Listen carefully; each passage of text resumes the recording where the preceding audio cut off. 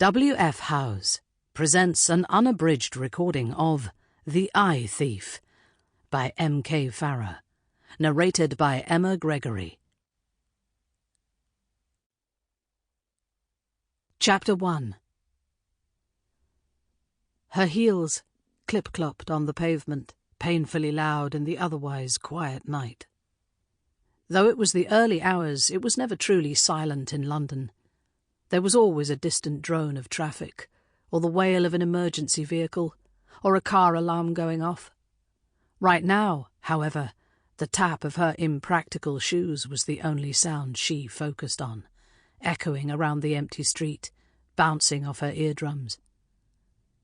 Becca reached across her body and gripped the strap of the handbag on her shoulder. She wished she'd taken Phil Dentry up on his offer of accompanying her off the night bus, but she hadn't wanted him to think there would be something more than a simple thanks waiting for him after he'd walked her home. She hadn't missed the way he'd been buying her drinks all evening, even when she told him she was fine, or how he'd always seemed to end up standing or sitting beside her, no matter which bar they'd gone to. She'd felt comfortable enough on her own when she'd jumped off the bus on the main road, but now she'd turned into the estate, heading for the terraced house she shared with two other students who hadn't been out with her that night. She'd grown painfully aware of how late it was, and that she was a woman alone. She did her best to push away her vulnerability. Becca prided herself on being independent and tough. One of the streetlights flickered, and she glanced up, her stomach clenching with anxiety. She hoped it wasn't going to go out, plunging her into darkness. The moon was a faint white semicircle in the night sky, not enough to guide her way. No stars were visible. The light pollution from the city had done a good job of hiding them. The stuttering lamp came on fully again, and she allowed herself to breathe.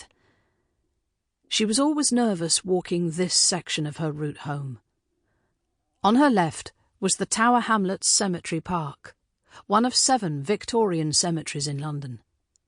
It was a much-needed green space in the middle of this part of the city, but filled with ancient headstones it took on a different feel at night. On the other side, where she was walking, there was only a tall wall which led on to the back of a set of garages that served some of the other houses on the estate. That no one overlooked this part of the road only added to her sense of defencelessness.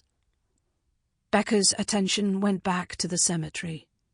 Black, wrought-iron railings Sample complete. Ready to continue?